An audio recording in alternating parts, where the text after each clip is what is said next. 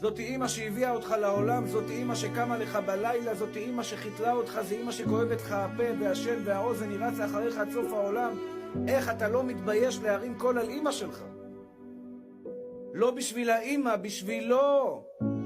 הילד צריך ללמוד, אחים יקרים, שהוא לא מקבל דברים בחינם. התורה אומרת לך, כבד את אביך ואת אמך, שתעריך את הדברים הטובים שקיבלת בחיים שלך. אנחנו מצווים, אחים יקרים, בליל שבת לבוא לאבא ולנשק לאבא את היד ולקבל בו ברכה, להכניע את עצמנו בפני אבא, להוריד את הראש לאבא, אבא תברך אותי, ישמחה אלוהים כאפרים וכמנשה.